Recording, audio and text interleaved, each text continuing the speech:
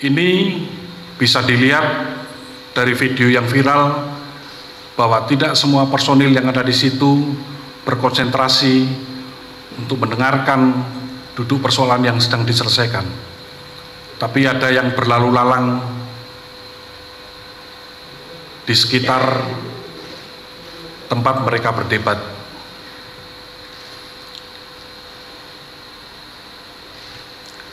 Terkait dengan mungkin ada indikasi bahwa tindakan tersebut bisa dikatakan obstruction of justice, kami belum bisa mengarah ke sana. Demikian yang bisa kami sampaikan, mungkin terkait dengan ketentuan-ketentuan hukum, terkait dengan bantuan hukum, mungkin nanti Kababinkum yang akan menjelaskan. Demikian penjelasan dari kami, Puspom TNI. Terima kasih, Pak Puspen. Terima kasih, Komandan Puspom TNI. Selanjutnya saya serahkan ke Kababinkum.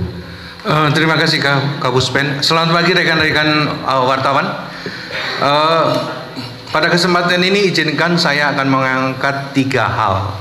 Yang pertama adalah apakah prajurit dan keluarga TNI itu dapat diberikan bantuan hukum apa tidak? Dalam hal ini apakah saudaranya Mayor DHA itu bisa dikasih bantuan hukum apa enggak? Nanti kita lihat. Yang kedua adalah apakah perwira hukum, contohnya seperti saya, dapat menjadi penasihat hukum dan beracara di dalam suatu sidang pengadilan.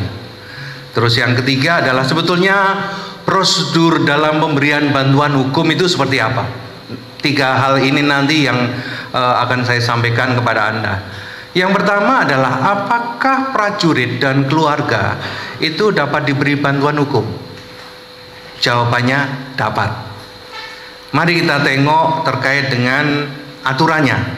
Aturannya itu ada di dalam pasal 27 Undang-Undang Dasar 1945, yaitu setiap warga negara bersamaan kedudukannya di dalam hukum dan pemerintahan dan wajib menjunjung hukum dan pemerintahan itu dengan tidak ada kecualiannya.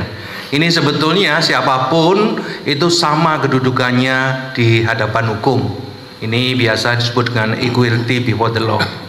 Kemudian adalah ada pasal 69 Undang-Undang Nomor 8 Tahun 1981, yaitu Kitab Undang-Undang Hukum Acara Pidana. Jadi sebetulnya tersangka, terdakwa, terpidana itu punya hak untuk didampingi penasihat hukum. Kemudian ada juga pasal 56 Undang-Undang Nomor 48 Tahun 2009 tentang kekuasaan kehakiman. Di sana juga diatur, silakan dicek. Kemudian ada juga pasal 1 Undang-Undang Nomor 16 Tahun 2011 tentang bantuan hukum, yang pada intinya kita dapat punya hak untuk mendapatkan bantuan hukum.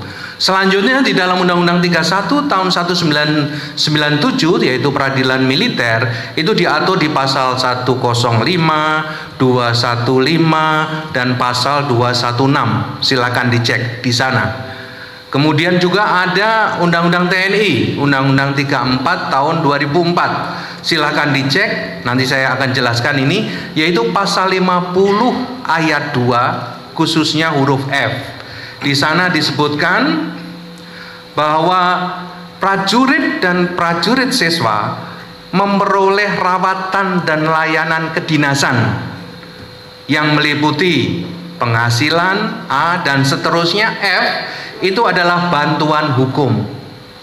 Kemudian ada juga pasal 50 ayat 3 Undang-Undang yang sama, Undang-Undang TNI, yang berbunyi ini: keluarga prajurit memperoleh rawatan kedinasan yang meliputi rawatan kesehatan, pembinaan mental dan keagamaan, C, bantuan hukum. Sehingga tadi bahwa keluarga prajurit dan keluarganya itu punya hak untuk mendapatkan bantuan hukum.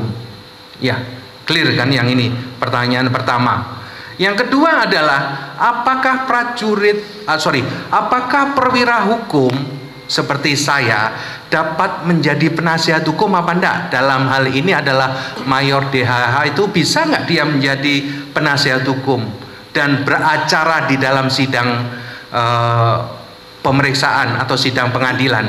Ini karena di media kan beredar bahwa TNI itu tidak boleh beracara di sidang kan gitu. Banyak media meliput seperti itu. Pertanyaannya boleh. Karena apa? Karena ada surat edaran Mahkamah Agung. Surat edaran nomor 2 tahun 1971. Yaitu adalah pegawai negeri atau anggota militer yang melakukan pekerjaan sebagai pembela atau penasihat hukum di muka pengadilan.